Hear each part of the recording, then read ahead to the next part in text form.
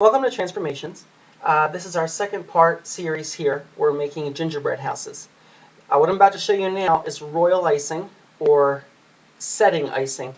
It's most commonly seen on wedding cakes, gingerbread houses, or cut out cookies that you want to decorate. This icing is extremely sweet and it dries like plastic, rock hard. It's very simple to make, and this is how we're going to start. We have 2 eggs that have been brought to room temperature. It's important that they're set at room temperature because if they're cold, you're going to have a real heck of a time doing this. If you don't have time to wait, just put the eggs in a bowl of hot tap water and let them sit for about 5 minutes.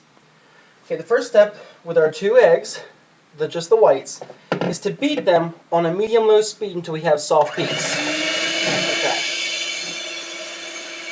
Now, because this process takes around 2 or 3 minutes, and I'm sure you don't want to sit here and listen to my beaters we hear on my hand mixer, I've already whipped up some egg foam. I just want to give them another quick beat to get them aerated again.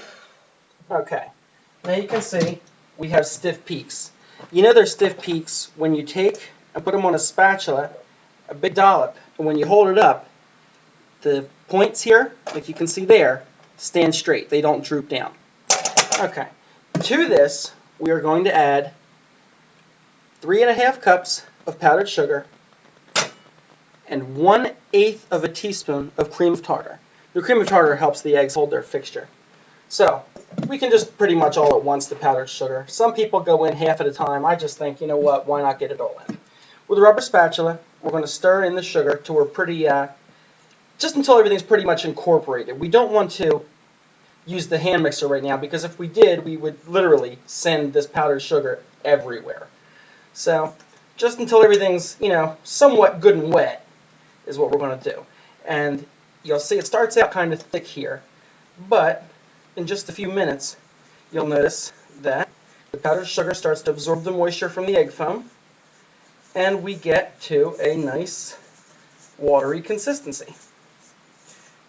This here is a little thicker than I'd like, so what I'll do, and what you can do at home too if you have this problem, is just take a little bit of water, just a couple tablespoons, and add literally just a few drops at a time. You'll be surprised at exactly how quickly this sugar mixture will absorb that water.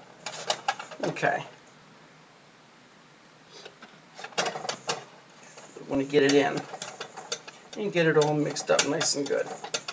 Okay, once everything's pretty good and, wet, we can take our hand mixer and get back in here. Actually, you know what? I'm going to put a little bit more water in there. This is pretty thick. I guess I use small eggs. You should be using extra large eggs, or large eggs at least if you have them. And on a low setting, just give it another beat until everything's incorporated, and it should be smooth. No lumps. Okay. And it doesn't take very long once you put in this first dough here. Okay. As you can see how it's dripping and gooey. Okay. I'm going to shock myself. I'll show you here. You can see how it's thick and spreadable. Kind of like a thin peanut butter or like a pancake batter. So this is what you want. You can use white or, at your discretion, add different food colorings or food dyes to make any color that you want.